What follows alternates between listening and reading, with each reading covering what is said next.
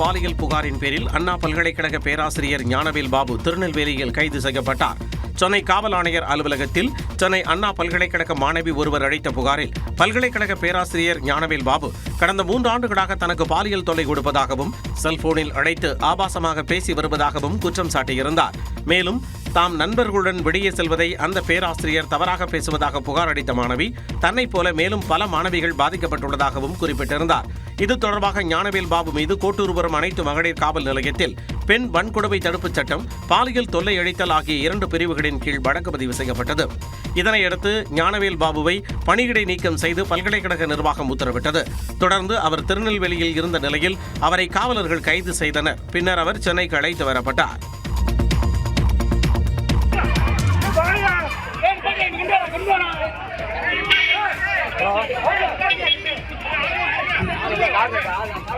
சிவகாசி அருகே பட்டாசாலையில் ஏற்பட்ட வெடி விபத்தில் ஒருவர் உடல் சிதறி உயிரிழந்தது சோகத்தை ஏற்படுத்தியுள்ளது. விஸ்வநாதம் காமராஜர் நகரில் சங்கர், வைரம் சகோதரர்களுக்கு சொந்தமான நடேஷ் பட்டாசாலை செயல்பட்டு வருகிறது. அங்கு 20 அறைகளில் சுமார் 60 தொழிலாளர்கள் பட்டாசு தயாரிக்கும் பணியில் இருந்தபோது திடீரென பயங்கர சத்தத்துடன் வெடி விபத்து ஏற்பட்டது. சம்பவம் குறித்து அறிந்து சிவகாசி தீயணைப்புத் துறையினர் அங்கு வந்து தீயை அணைத்தனர். இந்த விபத்தில் குருநாதன் என்ற தொழிலாளி உடல் சிதறி பரிதாபமாக உயிரிழந்தார். மேலும் பானுப்பிரியா, பூமாரி ஆகிய 2 பெண் தொழிலாளர்கள் பலத்த காயமடைந்த நிலையில் சிவகாசி அரசு மருத்துவமனையில் சிகிச்சைக்காக அனுமதிக்கப்பட்டனர். இதுகுறித்து சிவகாசி நகர் காவல் நிலைய காவலர்கள் வழக்கு பதிவு செய்து விசாரணை நடத்தினர். அதில் அங்கு நீதிமன்றத்தால் தடை செய்யப்பட்ட சரவெடி பட்டாசுகள் தயாரிக்கப்பட்டது தெரியவந்தது. சம்பவம் நடந்த இடத்தில் மாவட்ட எஸ்பி ஸ்ரீநாதா நேரில் ஆய்வு செய்தார்.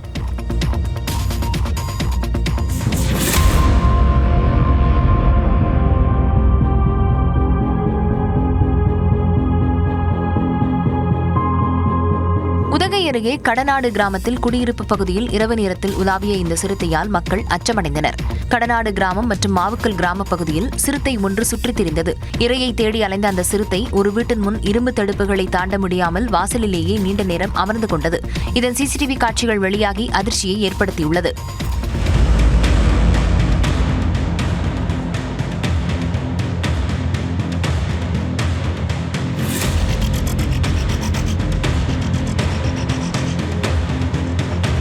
குடியிருப்பு பகுதியில் உலாவும் சிறுத்தையை கூண்டு வைத்து பிடிக்க வேண்டுமென வனத்துறையினருக்கு கிராம மக்கள் கோரிக்கை விடுத்துள்ளனர். திருவாரூரில் இருந்து தன்னுடைய தேர்தல் பரப்புரையை முதலமைச்சர் மு.க.ஸ்டாலின் வரக்கூடிய செவ்வாய்க்கிழமை தொடங்க உள்ளார். தமிழ்நாட்டில் அடுத்த மாதம் 23ஆம் தேதி ஒரே கட்டமாக சட்டமன்ற தேர்தல் நடைபெற இருக்கக்கூடிய நிலையில் எதிர்க்கட்சித் தலைவர் எடப்பாடி பழனிசாமி, நாம் தமிழர் கட்சியின் ஒருங்கிணைப்பாளர் சீமான் உள்ளிட்டோர் தங்கள் பரப்புரையை ஏற்கனவே தொடங்கிவிட்டனர். இந்நிலையில் வரக்கூடிய செவ்வாய்க்கிழமை திருவாரூரிலிருந்து முதலமைச்சர் மு.க.ஸ்டாலின் தன்னுடைய பரப்புரையை தொடங்க உள்ளார். தெற்கு வீதியில் நடைபெறவுள்ள பொதுக்கூட்டத்தில் 7 தொகுதிகளின் வேட்பாளர்களை ஆதரித்து முதலமைச்சர் வாக்கு சேகரிக்க உள்ளார். குறிப்பாக திருவாரூர், மன்னார்குடி, திருத்துறைப்பூண்டி, நன்னிலம், நாகப்பட்டினம், வேதாரண்யம், கீழ்வேளூர் ஆகிய 7 தொகுதிகளில் போட்டியிடக்கூடிய திமுக மற்றும் கூட்டணி கட்சி வேட்பாளர்களை ஆதரித்து முதலமைச்சர் பரப்புரை மேற்கொள்ள உள்ளார். தனக்கும் தனது குடும்பத்தினருக்கும் தாவேகாவினர் கொலை மிரட்டல் விடுப்பதாக அரசியல் விமர்சகர் பொன்ராஜ் சென்னை காவல் ஆணையர் அலுவலகத்தில் புகார் அளித்துள்ளார். தாவேகா கட்சியைச் சேர்ந்த பெண்கள் குறித்த அரசியல் விமர்சகர் பொன்ராஜ் தெரிவித்த கருத்துக்கள் சர்ச்சையை ஏற்படுத்தியது. இதையடுத்து பொன்ராஜ் மீது நடவடிக்கை எடுக்க கோரி தாவேகா தலைவர் விஜய் டிஜிபி அலுவலகத்தில் நேரில் வந்து புகார் மனு அளித்திருந்தார். இந்நிலையில் தாவேகாவினர் தொலைபேசி வாயிலாகவும் சமூக வலைதளங்கள் மூலம் தொடர்ந்து மிரட்டல் விடுத்து வருவதாக சென்னை காவல் ஆணையர் அலுவலகத்திற்கு இமெயில் மூலம் பொன்ராஜ் புகார் அளித்துள்ளார். அந்த மனுவில் விஜயை எதிர்ப்பவர்களை அவதூறு செய்து சமூக ஊடகங்களில் அவர்களின் புகழை அரசியல் ரீதியாக களங்கப்படுத்தி அவர்களது சொந்த குடும்பத்தினரையும் அவதூறு செய்யும் டிவிகே விர்ச்சுவல் வாரியர்ஸ் குறித்து அவர் ஒருபொழுதும் கண்டிக்கவில்லை என குற்றம் சாட்டியுள்ளார். விஜய் அமைதியாக இருப்பது மட்டுமல்லாமல் ஆதவ் அர்ஜுனா நடத்தி வரும் கால் சென்டர் மூலம் கொலை முயற்சி, மிரட்டல் அழைப்புகள் விடுக்கப்படுவதாகவும் புகார் அளித்துள்ளார். ரவுடி கலாச்சாரத்தை ஊக்குவிக்கும் விஜய், ஆதவ் அர்ஜுனா மற்றும் தாவேகாவினர் மீது உரிய நடவடிக்கை எடுக்க வேண்டும் எனவும் புகாரில் பொன்ராஜ் குறிப்பிட்டுள்ளார். தமிழ்நாட்டின் அரசியல் களத்தை பரபரப்பாக்கிய செய்திகளை டாப் 5 அரசியல் செய்திகள் பகுதியில் பார்க்கலாம். தமிழ்நாட்டில் அதிமுகவுடனான உறவு சகோதரத்துவ அடிப்படையில் வலுவாக இருப்பதாக தெரிவித்த மத்திய அமைச்சர் அமித்ஷா, தவிக தலைவர் விஜயுடன் கூட்டணி குறித்து பேசவில்லை எனவும் கூறினார். தனியார் ஊடகத்திற்கு அளித்த பேட்டியில் தமிழ்நாட்டில் பாஜகவின் பணி மிக குறைவானது எனவும் கூட்டணி கட்சிகளே பெருவாரியான பொறுப்புகளை மேற்கொண்டதாகவும் கூறினார். தேசிய ஜனநாயக கூட்டணியை பொறுத்தவரை மூத்த சகோதரர் போன்று அதிமுக செயல்படுவதாக தெரிவித்த அமித்ஷா, அதிமுகவுடன் தொடர்ந்து நெருக்கமாக பணியாற்றி வருவதாகவும் கூறினார். தமிழ்நாட்டில் திமுகவுக்கு எதிரான அலையை கண்கூட காண முடிவதாக கூறிய அமித்ஷா, வெறுப்பு அரசியலை விதைக்கும் திமுகவை வீழ்த்தி தேசிய ஜனநாயக கூட்டணி ஆட்சியமைக்கும் எனவும் தெரிவித்தார். மேலும் தேசிய ஜனநாயக கூட்டணியில் தவிக இணைந்தால் திமுகவுக்கு எதிராக வலுவான அரசியல் கட்டமைப்பை உருவாக்க முடியும் என எண்ணியதாக கூறிய அமித்ஷா, அதே நேரம் தவிக தலைவர் விஜயிடம் கூட்டணி குறித்து பேசவில்லை எனவும் தெரிவித்தார். தங்களது கூட்டணிக்கு தவிக வந்திருந்தால் தங்களது வாக்கு வங்கியில் பாதிப்பு ஏற்பட்டிருக்கும் என்றும் அமித்ஷா கூறினார். திமுக கூட்டணியில் விசிக போட்டியிடும் 8 தொகுதிகள் இறுதி செய்யப்பட்டதாக கூறப்பட்ட நிலையில் காட்டுமன்னார் கோயில், செய்யூர், பன்ருட்டி உள்ளிட்ட தொகுதிகள் இறுதியானதாக தகவல் வெளியாகியுள்ளது. திமுக கூட்டணியில் விசிகவுக்கு 8 தொகுதிகள் ஒதுக்கப்பட்ட நிலையில் தொகுதிகளை இறுதி செய்வது தொடர்பாக திமுக குழுவுடன் விசிக தலைவர் திருமாவளவன் 2ஆம் கட்டமாக பேச்சுவார்த்தை மேற்கொண்டார். தொடர்ந்து செய்தியாளர்களிடம் பேசிய திருமாவளவன் எந்தெந்த தொகுதிகள் என அடையாளம் காணப்பட்டதாக தெரிவித்தார். விடுதலை சிறுத்தைகளுக்கான 8 தொகுதிகளை அடையாளம் கண்டிருக்கிறோம். முறைப்படி அதிகாரபூர்வமாக கூட்டணியின் தலைவர், திராவிட முன்னேற்றக் கழகத்தின் தலைவர் அண்ணன் தளபதி ஸ்டாலின் அவர்கள் விரைவில் அறிவிப்பார். மேலும் புதுச்சேரியில் சுயேட்சை சின்னத்தில் போட்டியிடுவது குறித்தும் நியூஸ் 18 தமிழ்நாட்டிற்கு திருமாவளவன் பிரத்யேக பேட்டியளித்தார். அதெல்லாம் ஒன்றாகாது, அங்க சுயேட்சை சின்னமா எல்லாம் ஒண்ணுதான், அதுல ஒன்றும் பிரச்சனை இல்லை. இதனிடையே திமுக கூட்டணியில் விடுதலை சிறுத்தைகள் கட்சிக்கு திருப்போரூர், ஆர்கே நகர், காட்டுமன்னார் கோவில், செய்யூர், கள்ளக்குறிச்சி, பெரியகுளம், அரக்கோணம் மற்றும் திண்டிவனம் ஆகிய தொகுதிகள் ஒதுக்கப்பட்டதாக தகவல் வெளியாகியுள்ளது.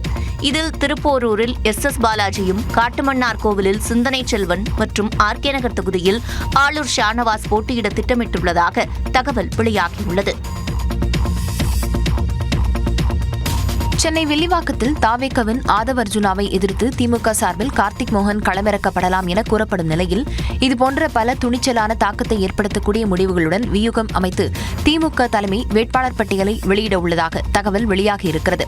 வரும் சட்டமன்ற தேர்தலில் வில்லிவாக்கம் தொகுதியில் தாவேக பிரச்சார மேலாண்மை பொதுச் செயலாளர் ஆதவ் அர்ஜுனா போட்டியிட வாய்ப்பிருப்பதாக கருதப்படுகிறது. கடும் சவால் அளிக்கக்கூடிய வகையில் சென்னை அண்ணாநகர் தொகுதி MLA MK மோகனின் மகனும் திமுக IT விங் நிர்வாகியுமான கார்த்திக் மோகனை களமிறக்க திமுக தலைமை திட்டமிட்டு இருப்பதாக தகவல் வெளியாகியுள்ளது. திமுக தலைமை கூறியதை கார்த்திக் மோகன் ஏற்றுக்கொண்டது மட்டுமின்றி வில்லிவாக்கம் தொகுதியில் மாபெரும் வெற்றியை ஈட்டித் தருவதாக கட்சி தலைமைக்கு உறுதியளித்திருப்பதாகவும் தகவல்கள் தெரிவிக்கின்றன. வில்லிவாக்கம் தொகுதியில் கடும் சவால் அளிக்கக்கூடிய வேட்பாளரை களமிறக்கும் திமுக தலைமையின் திட்டத்தை அமைச்சர் சேகர்பாபு மற்றும் அக்கட்சியினர் வரவேற்றுள்ளதாக கூறப்படுகிறது. மற்ற தொகுதிகளிலும் இளைஞர்கள் மற்றும் கடும் சவால் அளிக்கக்கூடியவர்கள் அடங்கிய வேட்பாளர்கள் பட்டியலை திமுக தலைமை வெளியிட திட்டமிட்டிருப்பதாக தகவல் வெளியாகியுள்ளது. அதிமுக சார்பில் போட்டியிடும் 150 வேட்பாளர்களின் பட்டியல் இதுவரை வெளியாகியுள்ள நிலையில் 35 முன்னாள் அமைச்சர்களுக்கு மீண்டும் வாய்ப்பு கிடைத்துள்ளது.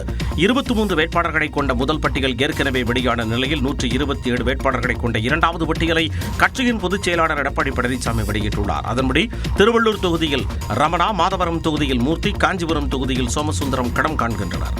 கீழ்பெண்ணாத்தூர் தொகுதியில் ராமச்சந்திரன், செய்யாறு தொகுதியில் சுப்பிரமணியன், திருப்பூர் வடக்கு தொகுதியில் ஆனந்தன் களம் காண்கின்றனர்.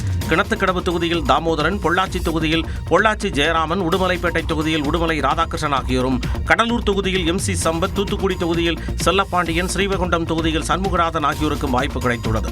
அம்பாசமுத்திரம் தொகுதியில் இசக்கி சுப்பையா, கன்னியாகுமரி தொகுதியில் தளவாய் சுந்தரம், ஓசூர் தொகுதியில் பாலகிருஷ்ண ரெட்டி போட்டியிடுகின்றனர். இவர்களை தவிர முதற்கட்ட பட்டியலில் 20 முன்னாள் அமைச்சர்களின் பெயர்கள் இடம்பெற்றிருந்தன. தாவேகா தலைவர் விஜய் நாளை மறுநாள் பெரம்பூர் தொகுதியில் வேட்புமனு தாக்கல் செய்ய இருப்பதாக தகவல் வெளியாகியுள்ளது.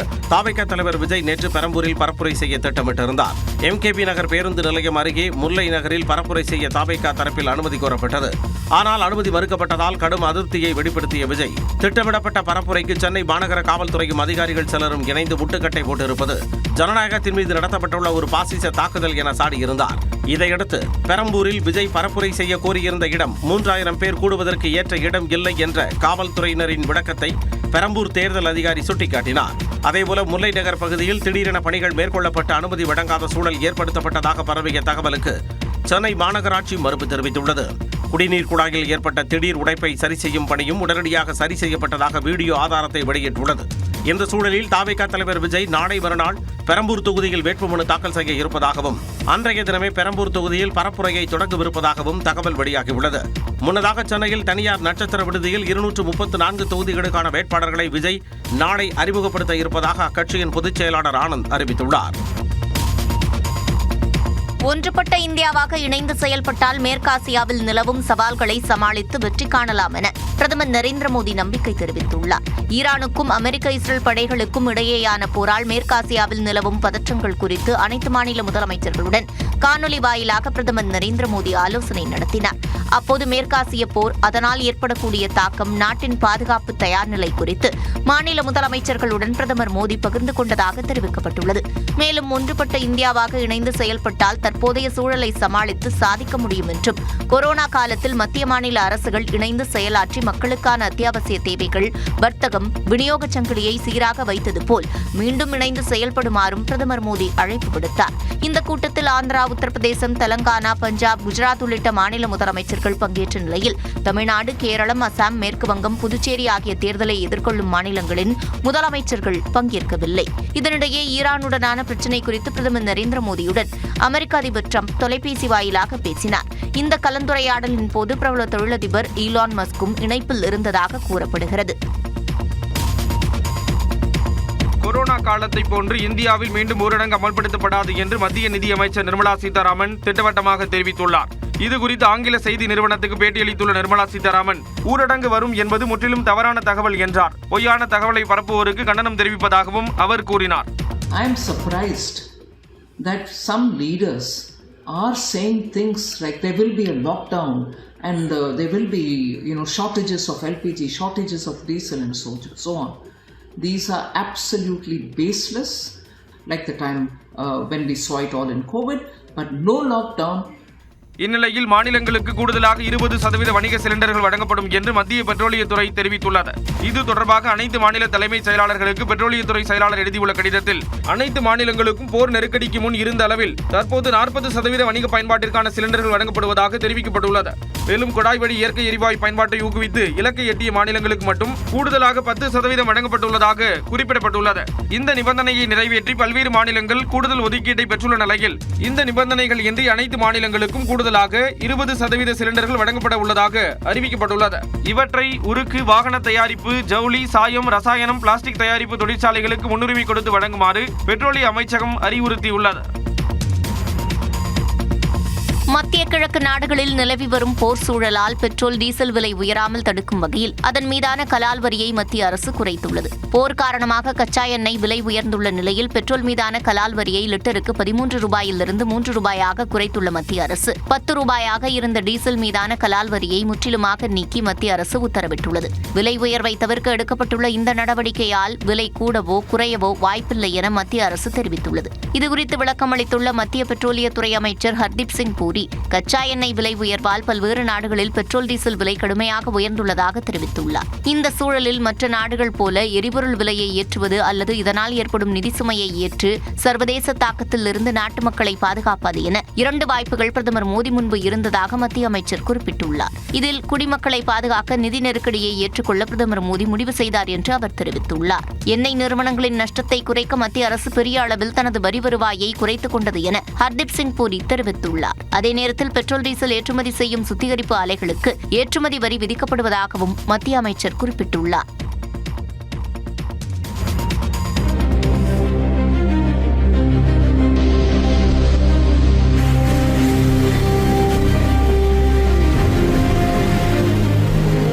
லடாக் யூனியன் பிரதேசத்தின் ஸ்ரீநகர் லே நெடுஞ்சாலையில் ஜோஜிலா கணவாய் பகுதியில் 7 பேரை பலிகொண்ட பனிச்சரிவின் காட்சிதான் இது.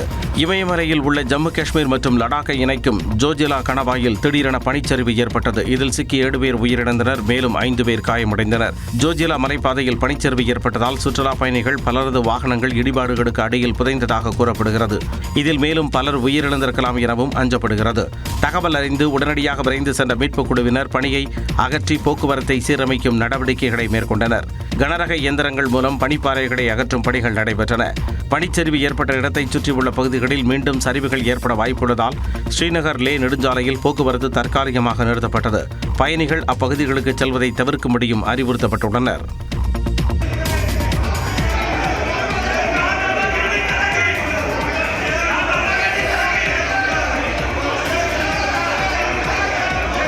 ஜம்மு காஷ்மீர் சட்டசபையில் பாஜக மற்றும் காங்கிரஸ் எம்எல்ஏக்கள் இடையே கைகலப்பு ஏற்பட்ட காட்சிகளை இவை. ஜம்மு காஷ்மீர் சட்டப்பேரவை வளாகத்திற்கு ஈரான் முன்னாள் உச்சபட்ச தலைவர் கமேனியின் புகைப்படத்துடன் ஆளும் தேசிய மாநாட்டு கட்சி எம்எல்ஏக்கள் வந்தனர். அவர்கள் ஈரான் மீது தாக்குதல் நடத்தப்பட்டு வருவதற்கு எதிராக முழக்கமிட்டனர்.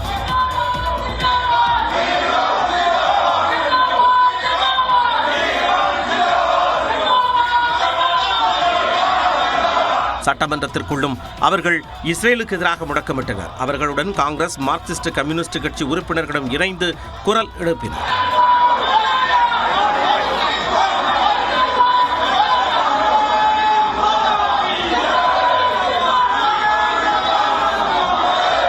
காங்கிரஸ் கட்சியினர் பிரதமர் மோடிக்கு எதிராக முழக்கமிட்ட நிலையில் அதற்கு எதிர்ப்பு தெரிவித்த பாஜகவினர் ராகுல் காந்தியை விமர்சித்தனர். இதனால் இருதரப்பு எம்எல்ஏக்கள் இடையே கைகலப்பு ஏற்பட்டது.